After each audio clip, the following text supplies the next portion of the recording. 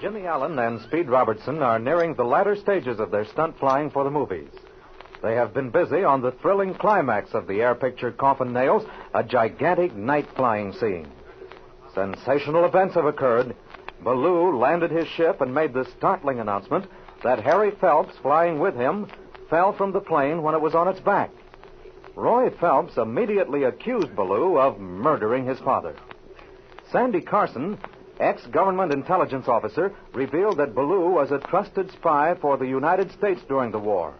But Reginald Ramsey, British combat ace, who has vainly tried to remember where he has seen Ballou before, suddenly recalled the time and the place. He made the startling revelation that Ballou had been a spy in the pay of Germany at the same time. Ramsey is certain Ballou is aware of his recognition, and in the face of that fact, Speed warned his pilots to be on their guard. It is now the same evening, over an hour later. Jimmy and Speed are in their room at the pilot's quarters. Gee, Speed, I wish we could have finished these night flying sequences while we were up. Yeah, so do I, Jim. What about Ballou? Well, the sheriff's waiting out here now. As soon as we get through flying, he's going to arrest Ballou. On what charge?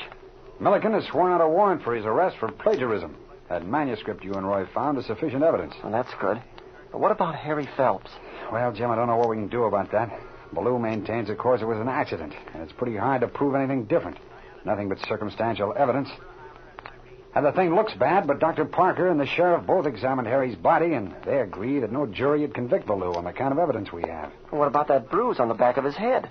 In my mind, that's the most suspicious bit of evidence against Ballou.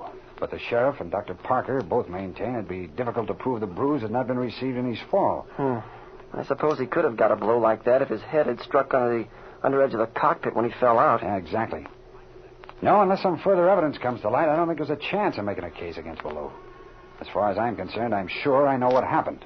Proving it is something else. Well, look, Speed, how do you have it doped out? Well, just this. In some way or other, Ballou hit Harry over the back of the head with a heavy instrument, knocking him out cold. Then he unfastened Harry's safety belt and took off. Harry was slumped over in the cockpit, and that's why we couldn't see anybody in the seat. And the rest happened just as Ballou said. Only he waited for an opportunity when he was off by himself, rolled the ship over on its back, and waited while Harry fell out. But I thought you said Harry's chute was partly open. It was. And this is the way I figure that. As Harry fell, a rush of cold air revived him. He suddenly realized what was happening and pulled his ripcord, but it was too late. Oh, that no good, Ballou. Speed, how did Roy take it? Well, he took it a lot better than I expected, Jim. He took it like a man. I don't think Roy expected anything else. No, in some strange manner or other, Roy knew that his dad was dead. Where's Roy now? He went to his room. I told him I wouldn't expect him to do any more flying, but he insists on going up with the rest of us to complete the job. You know, I'm going to get Ramsey to make a sworn statement of his knowledge concerning Ballou's activity as a spy for Germany. Then I'm going to give the whole business to the newspapers. I'll guarantee you this. That'll be the most sensational story of the year. That publicity will ruin Ballou. This country will be too hot for him, I can tell you that. And in addition, he'll be a marked man no matter where he goes in the world. Oh, gee, Speed, you're right. A punishment like that would be worse than death. Yeah, absolutely. But don't forget this, Jim. Ballou knows now that Ramsey has told us what Ballou was. I could tell it by the way Ballou looked at you and me when we all came down a little while ago. There's more flying to do tonight, so we've got to watch ourselves carefully. I have a hunch Ballou is out to get you, myself, Ramsey, and Roy if he possibly can. You're certainly right there. Did you see the scrap he and Roy had in that last dogfight? I didn't skip it, and that's one reason I'd rather not have Roy do any more flying. The kid's improved a lot, but, my golly, Ballou's got too much experience for him. Ballou and Ramsey had a scrap, too. Yeah, I saw that, but I'm not worried about Reggie. He can take care of himself. Roy's a different proposition. Frankly, I'm worried about him. If you're right, Speed, we'd better watch our step, too. Don't forget, we're flying a P-61, that Black Widow. Yeah, I know. I'll tell you what I've done, just in case of an emergency. What, Speed? All those machine guns in that 61, they're supposed to have nothing but tracers and blanks in the belts. But instead of the blanks in one of the belts, I've substituted real bullets. I don't trust Ballou at all. He might have thought of doing something like that with his guns. Come in. Now, come on in, Roy. Thanks, Speed. Roy, I don't know what to say to you, but you know how I feel. Of course I do, Jim. I feel that both you and Mr. Robertson are the best friends Dad and I ever had. Of course I know how you both feel. But I've come to see you both about something else. Here, this is something I want you to read. What is it, Roy? It's a letter written several years ago by my father. I found it among his effects. Here, Speed, read what it says on the envelope. And to my son, Roy Phelps. This letter to be opened only upon my death or disappearance. Signed, Harry Phelps. You've read this letter, Roy. I see it's been opened. Yes, I have, Mr. Robertson. But I want you to read it. In fact, it's very important that you should. All right, Roy. If you wish me to, I will. My dear son, if I should disappear or be killed under mysterious circumstances, you are to read this letter and then take it to the proper authorities. While I was in Europe during the war, I discovered by accident that an American flyer, T.W. Ballou, was actually a spy in the pay of the Nazis. A squadron mate of mine, Tom Schofield, shared this knowledge also. But before we had a chance to unmask Ballou, Schofield was mysteriously brought down in flames over Germany. Later, I discovered that Ballou shot him down. Ballou knew I possessed this knowledge. He came to me.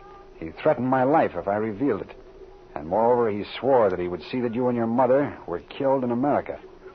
He said he had underworld friends in the States, whom he had already advised to go ahead if anything happened to him. I loved you and your mother more than anything else in the world.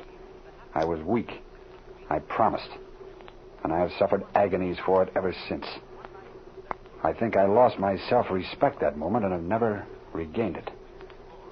Your loving father, Harry Phelps. I can understand many things now that I couldn't before. Yes, I can also. It's difficult for me to understand a situation like that, but I've never had a wife or a son. I guess you never know what you're going to do until you're faced with something like this. Who's there? Mr. Stewart says he's ready for that flying now. Okay, tell him we'll be right out. Now, listen, Roy. Don't you think you better stay on the ground? Frankly, I'd rather not have you do any flying. I mean, you've been through a frightful strain. You've taken it on the chin like a man, but I think you'd better call it quits now and rest. Why don't you try to get some sleep? No, Mr. Robertson, I couldn't sleep. I crave action. I'll feel a lot better up in one of those MEs following Ramsey. Oh, I know what you're worried about, Speed. You're afraid Ballou will get me. Well, to tell the truth, Roy, I am. Moreover, I feel confident that Ballou's out to get the rest of us, too. If you stay on the ground, at least I'll know you're safe. I couldn't think of it. I want to be up there with you and Jim and Ramsey and the rest of the boys. Tonight is my night. I'll be all right. I know I will. Something tells me that I'll be a match for Ballou. Okay, Roy. I believe it. All right, come on, boys. Let's get to our ships. Right. Yeah, you bet, Steve.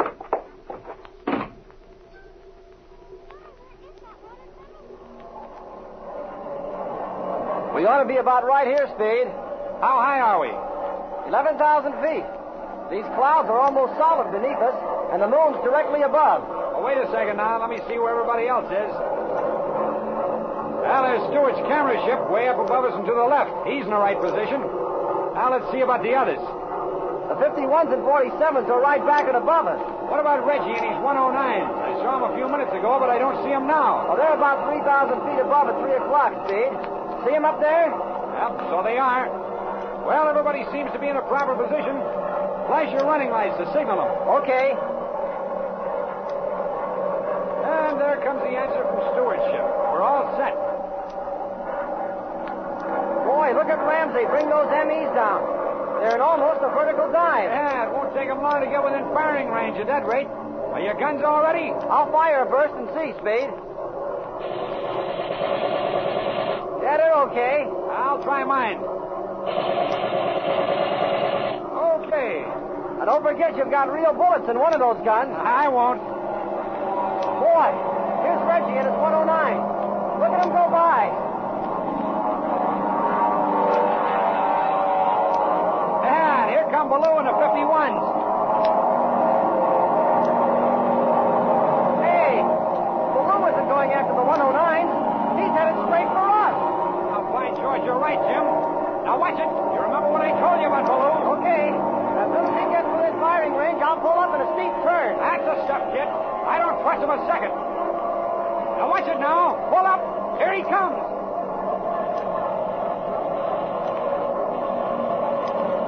Oh, I waited too long to turn, Speed. Now, listen, Jim. Watch yourself. What's the matter? Did you hear that splintering? No. Ballou's not using blanks. He's using real bullets. Now, keep out of his line of fire if you possibly can. In the meantime, I'm going to give him a taste of his own medicine.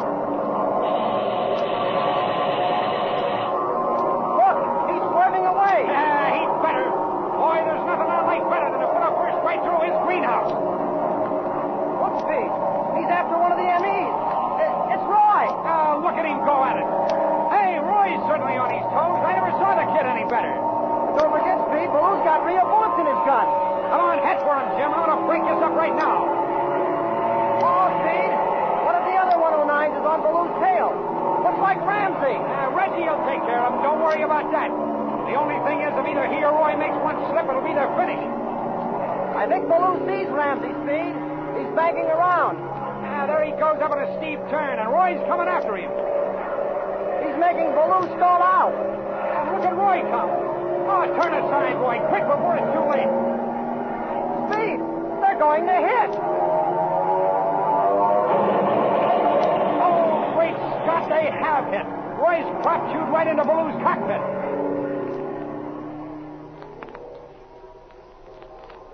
What will be the outcome of this spectacular air duel? For the answer, tune in for the next episode of The Air Adventures of Jimmy Allen.